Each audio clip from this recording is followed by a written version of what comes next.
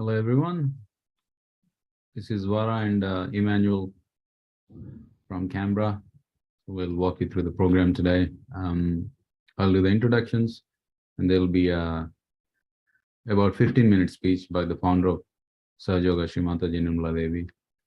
And then in the end, Emmanuel will lead, walk you through a little meditation session. So welcome all for making the time from wherever you are. So this will be streamed on YouTube as well. If you're joining in from YouTube, welcome. Hi, everyone. So we'll get started with the basics of Sahaja Yoga. With this slide.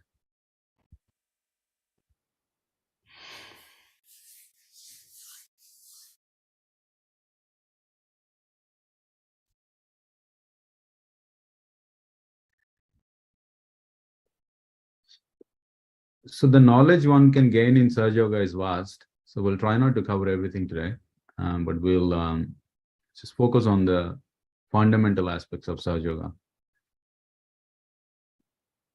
So the root of Sahaja Yoga starts at the base of the spine, and we call it the sacrum bone.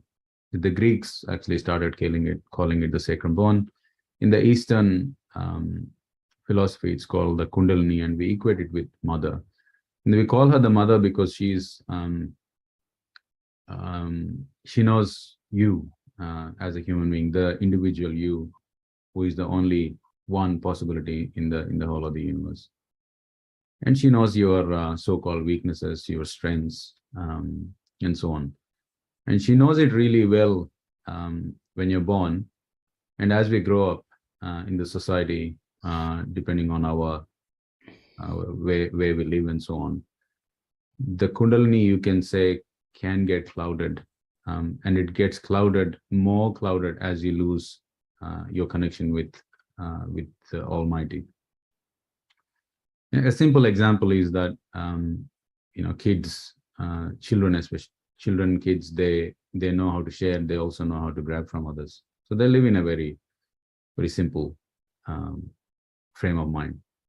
And then as the good habits are taught, in Sahaja Yoga terms, you call them good conditionings.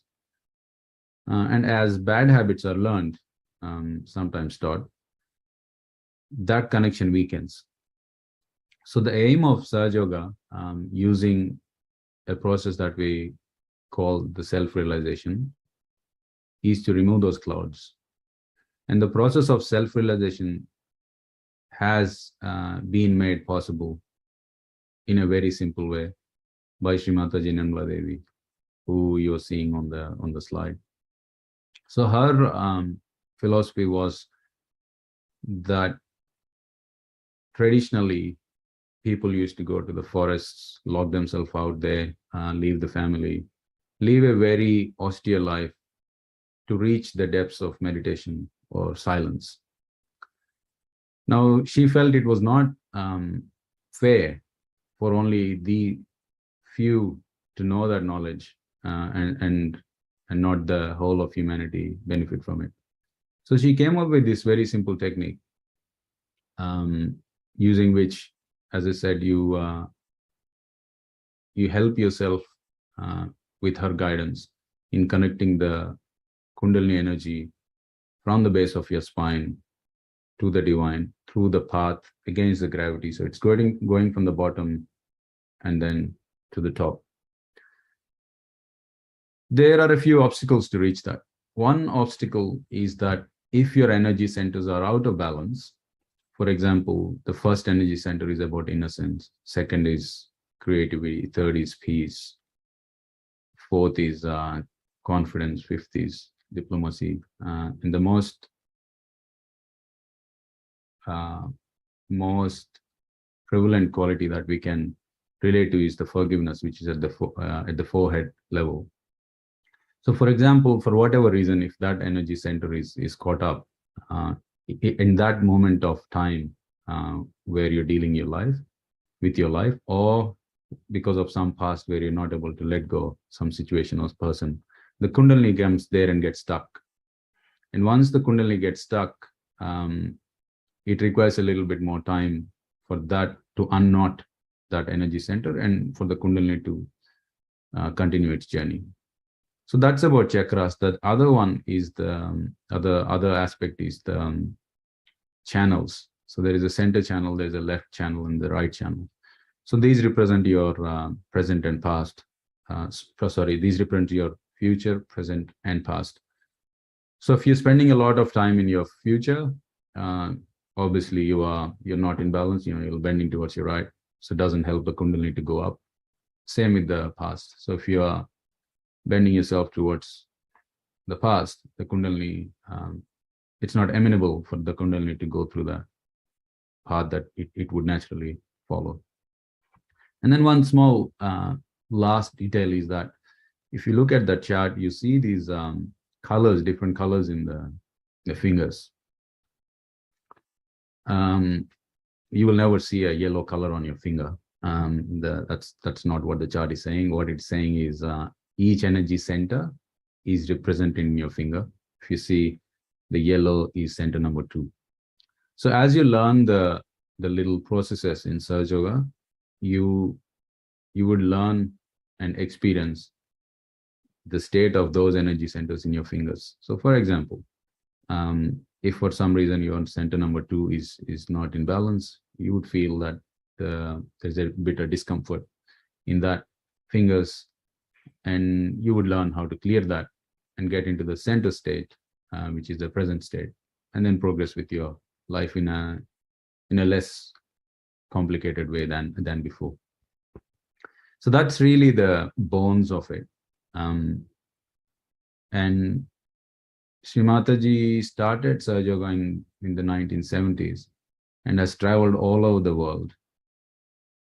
And she has given us this, you could say, the gift of her speeches. So you don't really have to depend on us, the people who are running the programs in our interpretation and so on. You could really listen to the source of this knowledge and experience it firsthand. So what we'll do now is put our feet on the ground, both the palms on the lap.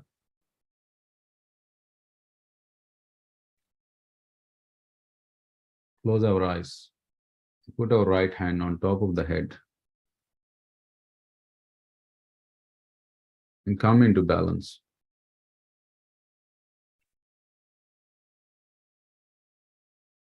When I say come into balance, what I mean is try and bring your life force or attention to this point in time, so you can pay full focus on what Shri Mataji is going to explain.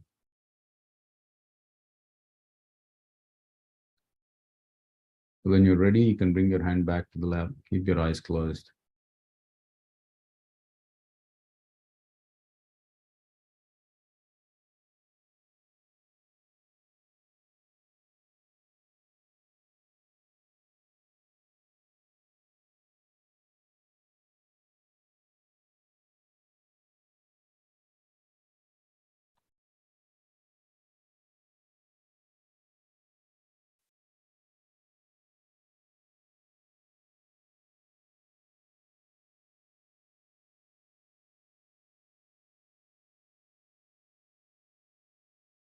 And slowly open your eyes and listen to the speech.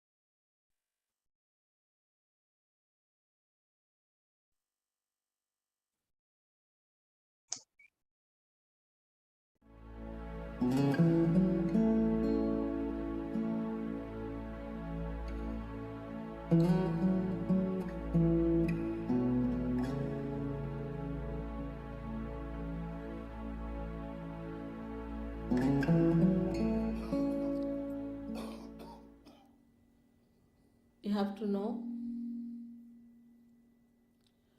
that truth is what it is. We cannot conceptualize it with our human awareness. We cannot order it. We cannot manipulate it. We cannot organize it. It is what it is, has been and will be. And what is the truth? Truth is that we are surrounded, or we are penetrated, or we are nourished, looked after and loved by a very subtle energy, which is the energy of divine love. The second truth is that we are not this body, this mind, these conditionings, this ego, but we are the spirit. You don't have to accept what I am saying blindly, because blind faith leads to fanaticism. But as scientists, you must keep your mind open and see for yourself what I am saying. If it is so, honestly, you must accept it.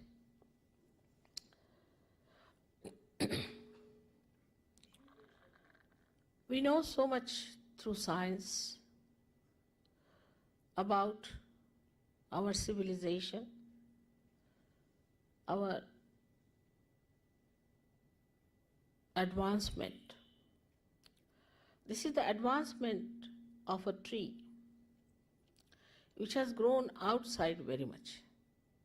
But if we do not know our roots, we will be destroyed. So it is important to know about our roots. And this is what it is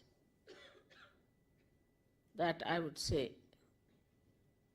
are our roots.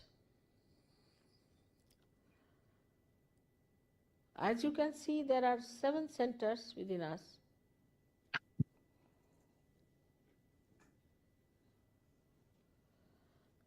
And these subtle centers are placed in the spinal cord and in the brain. These cater to our physical, mental, emotional, and spiritual needs. On the physical side, they manifest the energy for the use of our plexuses, which look after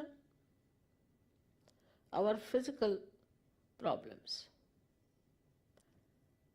That is on the right side.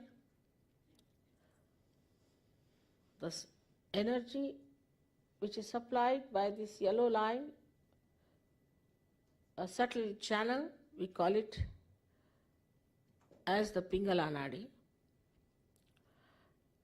This supplies energy for our physical and mental actions. So this is the power of action within us, which also caters to the right sympathetic nervous system. Another channel you see on the left-hand side is the channel by which we desire, put our energy to our desire. So this is the power of desire and looks after our emotions. This is the one looks after our conditionings also. At the end of these 2 channels, they create 2 one on the right side crosses over, and the yellow balloon that you see is the ego, is the balloon of ego that we have. And the left-hand side one, which conditions our mind, is the balloon of superego. As we start growing in age, by the time we are 12 years of age, these two completely meet and the soft bone in our head becomes completely calcified. Now there's third energy within us, which is in the center. And this central energy is the one which has made us human beings. And these centers are the milestones of our evolution. So now the last jumping is left out. It has reached up to the limbic area. Now, only thing is it has to break through the soft bone on the head and break through that, which is the actualization of baptism. Baptism is not an artificial thing. It is an actualization. But the energy that does it is, we call it sleeping energy, in the triangular bone called as sacrum. That means the Greeks knew that this is a sacred bone, that they called it sacrum. This energy has to rise and break through that fontanelle bone area and connect us to that subtle divine power which we have never felt during human awareness.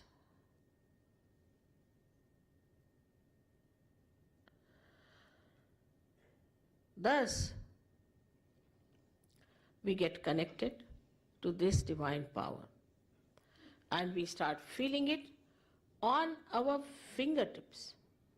It is described in the Quran that at the time of resurrection, your hands will speak and they will give witness against you. That is, you start feeling your own centers. These are 5, 6 and 7 centers, and they indicate what's wrong with you within yourself. What's the problem?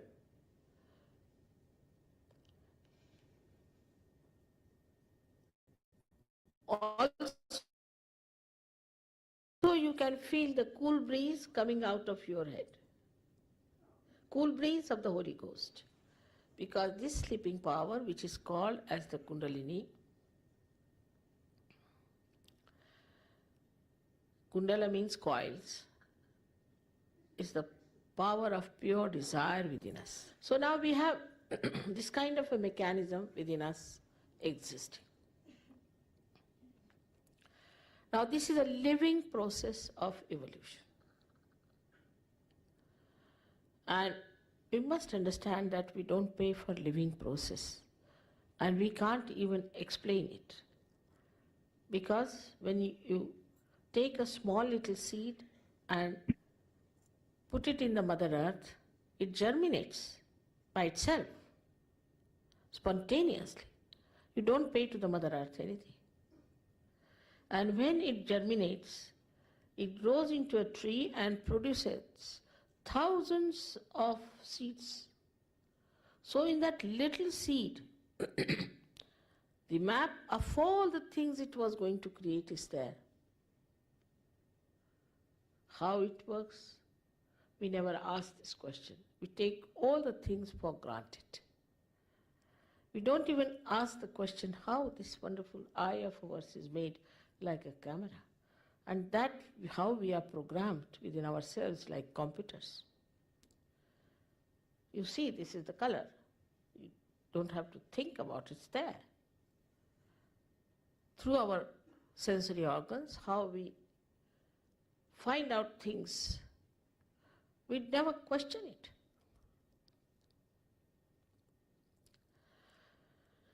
But to answer now all our questions, We have to become the divine computer.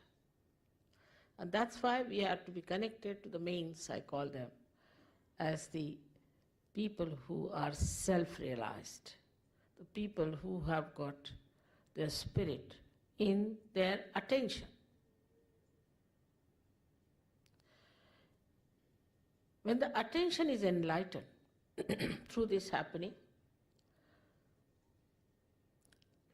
then you can see the absolute truth. Like supposing you are holding on to a snake, and there's darkness, and somebody tells there is darkness. But you have got a snake in your hand. I can see it. You say, no, I think it is a rope.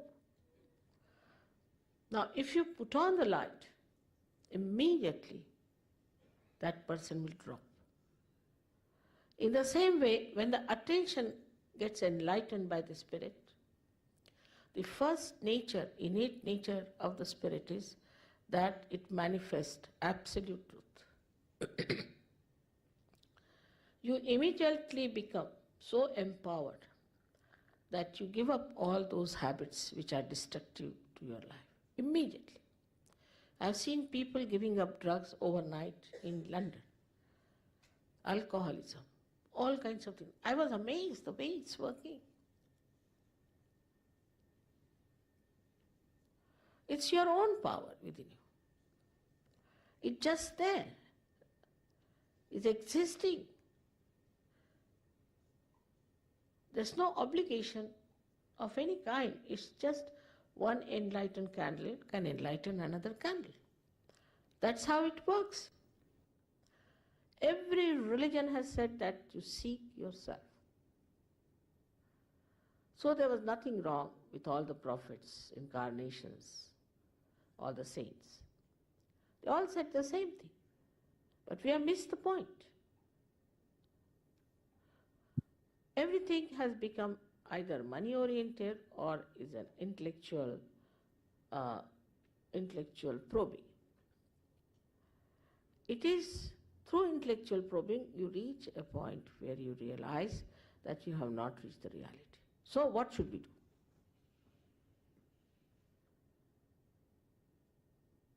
And this is a very great gift of modern times, which was promised long time back. It's described already in our Puranas that at the time, these modern times called as Kali Yuga, the Parama Chaitanya or this all-pervading power will become active. Means there is Kruta Yuga, it will become active. And through it, thousands of people will get their realization. Even in the Bible, they have said that it's quite a limited number. John has written in his revelation, it's quite a limited number, but we have already crossed that. And so many people have to become realized souls. It's very important today, and it's so easy. Sahaja. Saha is with, Ja is born. Born with you is the right to become one with the divine, united with the divine, that is yoga. Yoga is nothing but to be united with that divine power. That's what yoga is. All other things are subsidiary. This union brings forth new dimensions on our central nervous system. As an evolution, we always develop a new dimension. By this, you develop a new awareness of collective consciousness, by which you can feel other people, their centers. Sitting down here, you can feel the center of somebody who is dead. Even you can feel his centers and find out what he was. Was he a realized soul or not? You can find out about anybody, whether he was a realized soul or not sitting down here. You have to just think about it, put your hands. If you are a realized soul, you can feel on your fingertips what is the problem. And somehow if you know how to correct those problems, you get rid of your own diseases and the diseases of others, your own problems and the problems of others. First you enter into a state of mind which we call as thoughtless awareness. When you cross this center of Agya, that is placed in the optic chiasma, you become thoughtlessly aware. You are aware, but there is no thought. So what a blessing it is.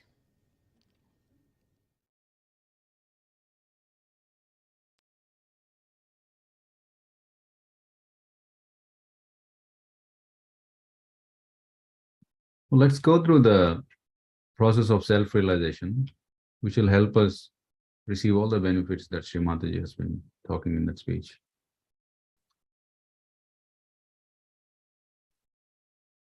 To start with, we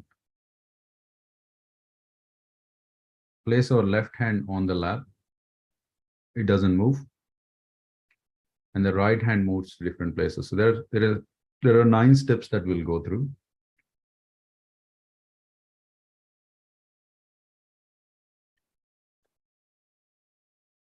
First step is to take your right hand, place it on the heart. Next will be to take your right hand and place it on the left side of the tummy. And then next step will be to put the hand on the place where your leg meets the tummy. And then you place it back on the left side of the tummy. And then on the heart. And then on this area, on the left side of your neck, touching as back as you can, and move your head towards your right shoulder. And then you take the center of your palm, place your forehead, and bend a bit forward. And then you take the right, and then take the palm, place it on the back side of the head, and then lift your head towards the sky a little bit. And then in the end, you place the right hand on the top of the palm and move your head towards, move your hand in clockwise direction 7 times. For you, the clockwise will be start in the front, go to the right, back, left. That's the direction you would want to do. So press your hand on the skull and let the skin move, like a little nice massage. So when we do this, let's just keep our eyes closed.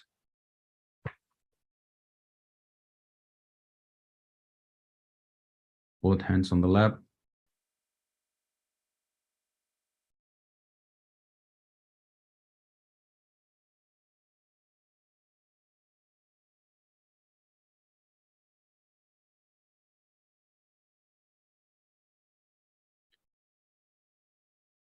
Let's place our right hand on the heart. And you ask yourself a very fundamental question. Mother, am I the spirit?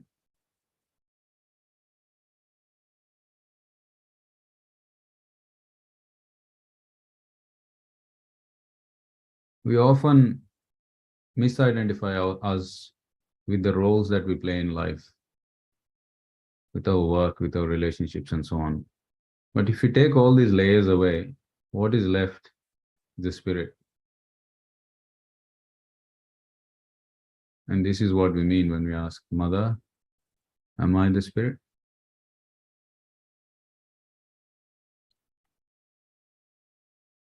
Now we place our right hand on the left side on the rib cage.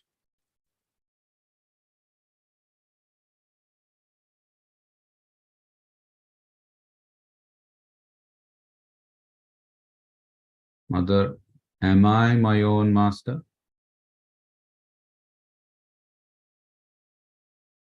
The whole world is busy telling us that we are our own master while sneakily taking control.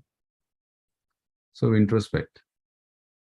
Mother, am I my own master?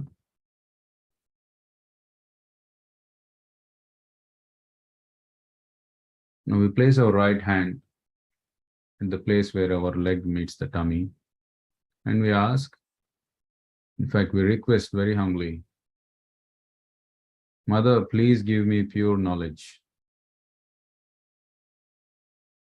The difference between pure knowledge and just knowledge is, for example, when you read a book, you might not know, but it might be driven by an agenda. The knowledge that we are asking is a very benevolent knowledge, which is so pure that it can only help.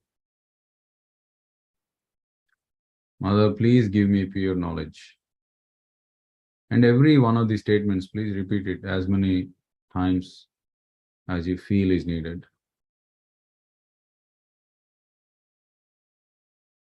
Mother, please give me pure knowledge.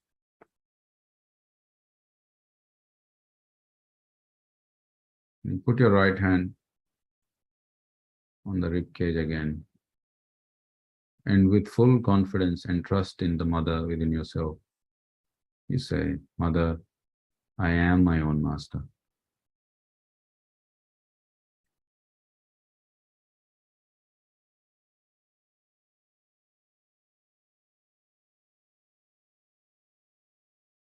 The same trust and confidence, you put your right hand on the heart and say, Mother, I am the pure spirit. Mother, I am the pure spirit. You put your right hand on the left side of the neck.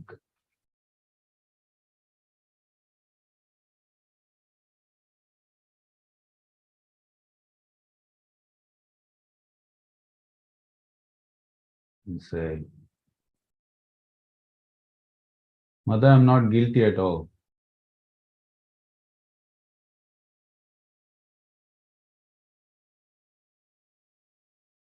Mother, for all the mistakes I may have done in the past, since it is the past, there is no point in me feeling guilty. So I do not feel guilty. Mother, I do not feel guilty.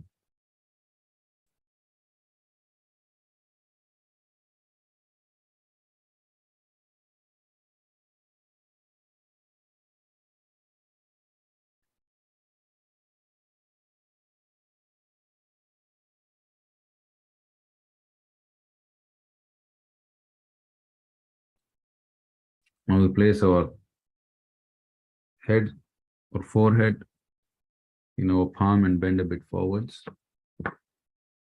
Press the forehead a little bit. You say, Mother, I forgive. I forgive everyone, including myself.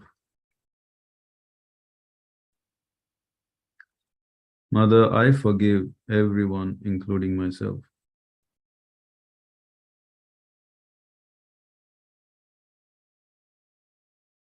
Mother, I forgive everyone, including myself.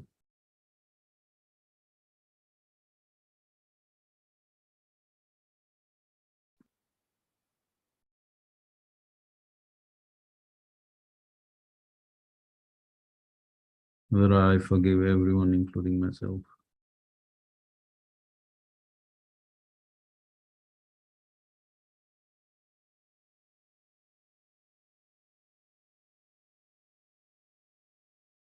Put our right hand on the back of our head, lift our head towards the sky.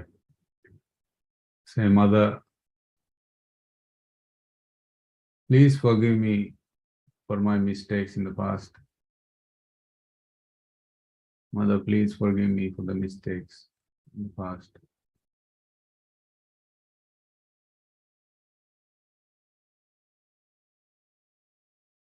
Now stretch your right palm, place it on top of the head, in the center on the fontanel bone. Move your hand in circles, clockwise circles, front, right, back, left. And when you do this, with sincerity and honesty, you say, Mother, please give me my self-realization. Mother, please give me my self-realization. Mother, please grant me my self-realization.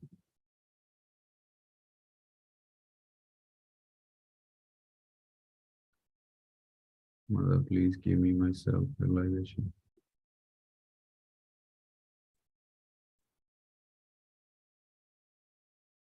When you're ready, you can just bring your hand back to the lap and enjoy this calm state while the Kundalini is clearing all your energy centers and the channels. If any thoughts disturb you, you can request your Kundalini with a prayer that is comfortable to you, which basically asks for Mother Kundalini to help you in keeping your attention on top of your head. Mother Kundalini, please help me to stay in meditation.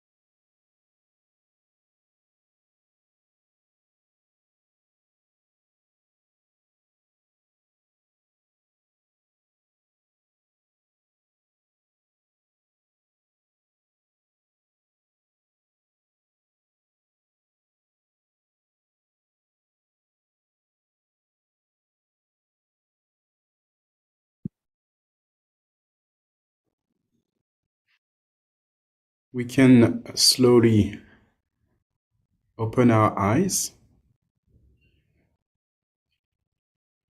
While your eyes are open, you can witness if you are in this same state you were in when your eyes were closed, and see how it feels.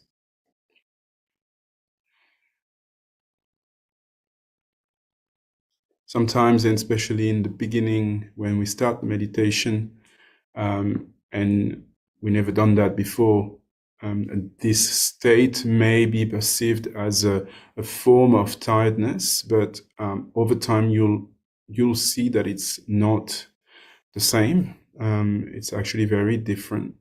There's a lot of calmness, and you are getting this. Your body gets really relaxed, and you get used to it, and you can see that it's very different than tiredness. Anyways, with time, this state can definitely get deeper.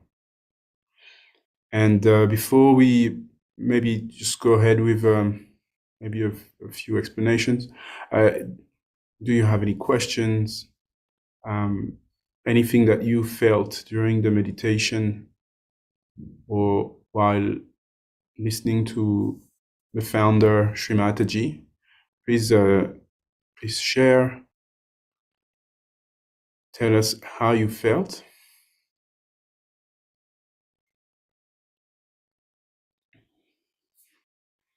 Or you can open your mic and express yourself as well.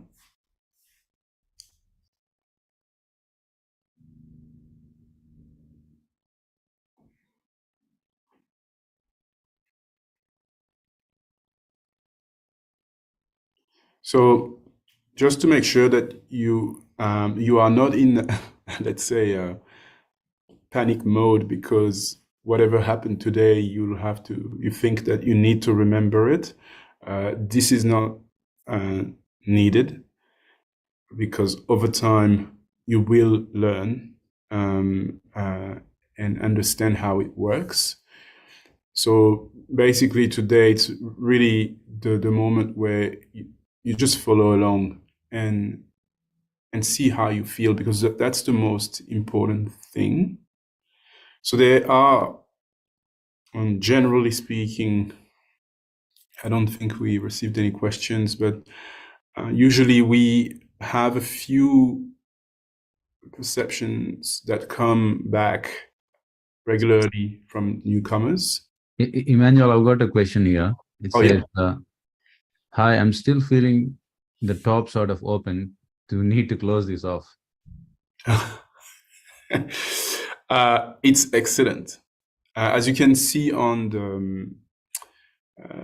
the slide, just on the screen, the top of the head is the last center, the last chakra. This is where your own energy connects with the energy that is the same nature and that is all around you. And yeah, you can say now you're connected, but then what? Being connected, what does it give you? But first of all, it makes you a collective being, which means suddenly you have opened up a new instrument of yours that allows you to feel and also understand while feeling what's happening around you. You can feel it on your hands, you can feel it directly on your body. So your own instrument is now connected and works. So through meditation,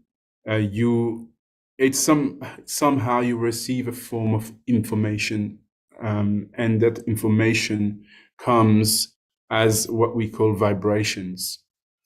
And it's excellent that the top of the head is still open while your eyes are open, because it means that information that you receive is not interrupted by either your ego, the sense of I, or your conditionings. And Therefore, your Kundalini has found a path from your first chakra all the way to the last chakra. And it's a great first experience, and it doesn't mean it's complete. There's one thing to understand is here that this energy is extremely complex, as we are as human beings as well, but in the sense that it has millions of channels and ramifications throughout our body. Its main channel, it's the central channel that is linked to what we call the present. So when the energy rises, when you just did the first experience for the first time today, or maybe last week or the week before, it's not the full energy that comes up through the chakras, because your body could not sustain that amount of energy. So as a mother, that energy knows where you are at the moment, and it will release she will release at least maybe one or two stream of that flow that compose what she is. And she will release those two strings, and those two strings will find their way up through the chakras, clear out a few things, and suddenly open up the last center for a little bit. And you might feel it a lot, because it's so far from what you have known up to now. And when that happens, it doesn't mean it's finished. It means everything starts now. And as a plant, you need to water it regularly, so that plant can become a small tree, and the small tree can become a bigger tree, and etc., until that all that energy can be awakened in you. It's the next few strings of this energy that will come up will require you to show your desire that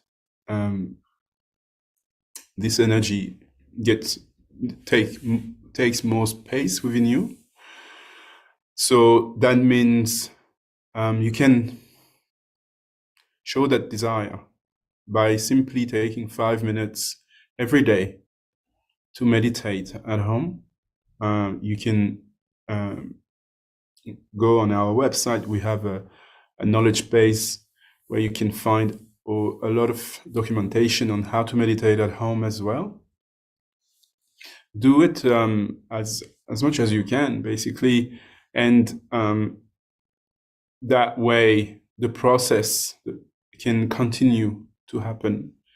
And yeah, you might be at work, walking in the street, talking to a friend, and feeling that state is still there, and it puts you in as a new. It's a new you. It's a new approach of who you are, and it's made for you to be enjoyed. It's the goal. It's for you to enjoy it and spread it around.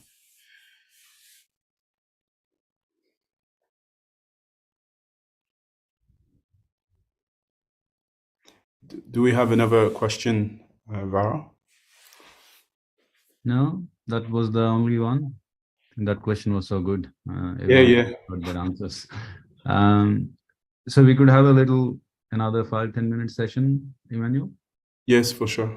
No. Thank you. Let's close our eyes again.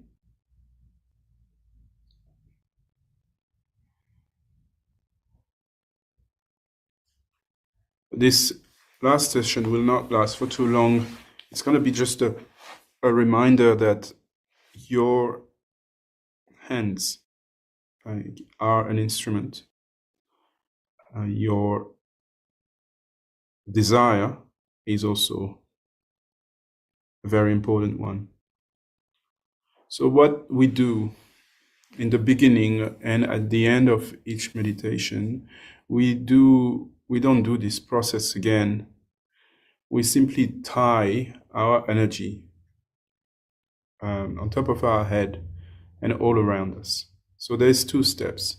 The first step is your hand. I'll try and show as much as I can.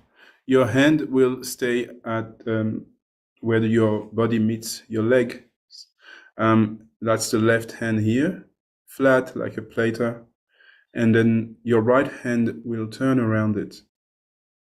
So while it's turning, your left hand is rising along the central channel. And then when you arrive all the way on top of your head, then you can tie an imaginary knot. One. So we'll do that again. So you start from where your body meets your legs, and with your left hand flat, and your right hand turns around it away from the body, and all the way up to the last chakra. And then you're gonna tie 2 knots. Then we'll do it third time. And here we're going to tie 3 knots. 1, 2, and 3. As you can see, we have 3 channels. And here we express our desire to our mother energy, Kundalini, that all those 3 channels, past, future, and present, become one with the action of our Kundalini.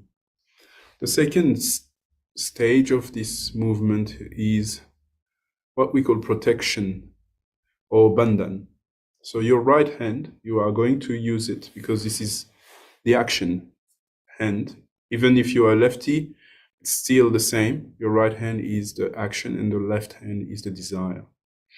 So left hand stays open and your right hand will come, and you are going to do like a bow around you. So go and back. So that's 1. And we are going to do 7 of them. So that's 2. Pass on top of your head. Yep, that's 3. Another one for the 4th, 5th, 6th, and 7th. So as we have 7 chakras, this is the way to protect all our chakras with our energy that we just tied on top of our head. So close your eyes for a minute and put your hands open at the level of your heart and see what you feel on top of your head or in your hands.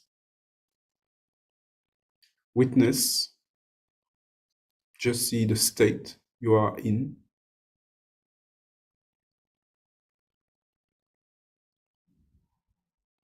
Acknowledge the awakening of your energy. You can simply say, address this energy within you by saying, Mother, I recognize your existence within me. Even if I didn't know you before.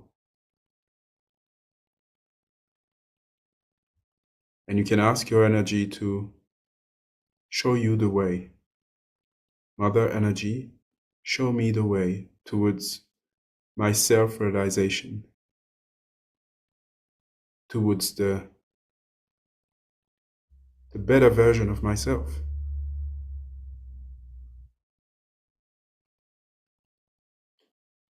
And once this is done, you can simply join both your hands. and thank your energy. Thank you, Mother, to keep me in the present.